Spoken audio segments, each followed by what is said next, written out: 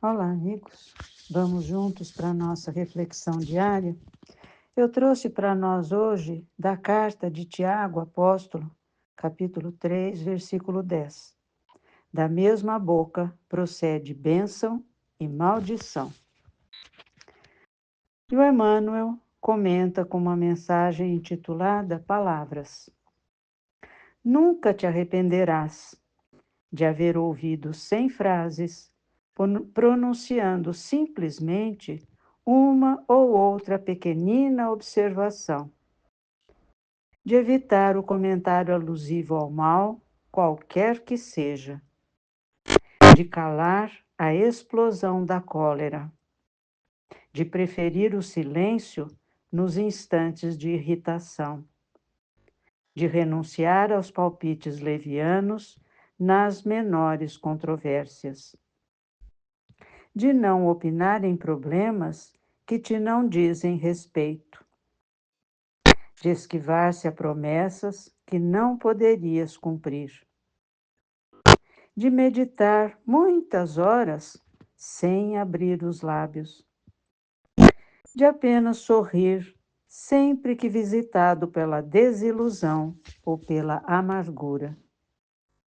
de fugir de reclamações de qualquer natureza, de estimular o bem sob todos os prismas, de pronunciar palavras de perdão e bondade, de explanar sobre o otimismo, a fé e a esperança, de exaltar a confiança no céu, de ensinar o que seja útil, verdadeiro e santificante, de prestar informações que ajudem aos outros, de exprimir bons pensamentos, de formular apelos à fraternidade e à concórdia, de demonstrar benevolência e compreensão, de fortalecer o trabalho e a educação, a justiça e o dever, a paz e o bem, ainda mesmo com sacrifício do próprio coração. Examina o sentido, o modo e a direção de tuas palavras antes de pronunciá-las. Da mesma boca procede bênção ou maldição para o caminho. Uma recomendação muito importante, não é? A gente pensar antes de falar. Muitas vezes a gente fala o que vem na cabeça sem pensar, sem raciocinar, sem procurar entender, não é? Na ânsia de responder, a gente fala qualquer besteira. E aí se arrepende. Aí depois para consertar é complicado, né? Quantas vezes a gente fala sem pensar, depois se arrepende, mas tem hora que nem dá para consertar, né? Aí aquilo traz problemas seríssimos para a nossa vida, não é? Então é bom a gente parar para pensar nisso e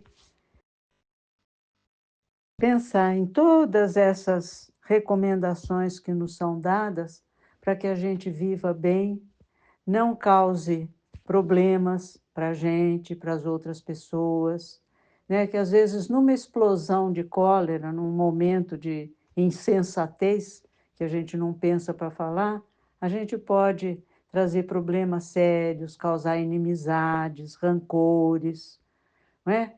E com isso, a gente vai se envolvendo de energias negativas, porque a gente provoca no outro que ouve as nossas palavras intempestivas, muitas vezes desilusão, às vezes raiva, desejo de vingança. E aí, quando começa a aparecer, a vir até nós essas energias negativas, aí a gente reclama, né? Ai, nada dá certo para mim.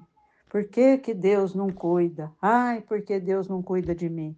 Não é isso, Ele cuida sim, muito mais do que a gente pensa. Mas a gente não se cuida, né? Não toma cuidado com o que fala, com as coisas que provoca, com aquela mania de explodir, de falar o que não deve, né? Então, vamos pensar um pouquinho, porque vale a pena. E essa é uma recomendação que não é minha, tá lá na carta de Tiago Apóstolo e o Emmanuel que nos traz esses esclarecimentos todos. Então, vale a pena a gente parar para pensar, não é? Mais fácil pensar, refletir, se devemos falar, né? Ou se devemos calar. E se formos falar, falar o quê? Né? Para evitar problemas seríssimos que tantas vezes a gente provoca quando fala sem pensar, né? Quando tem as explosões de cólera, de raiva, né?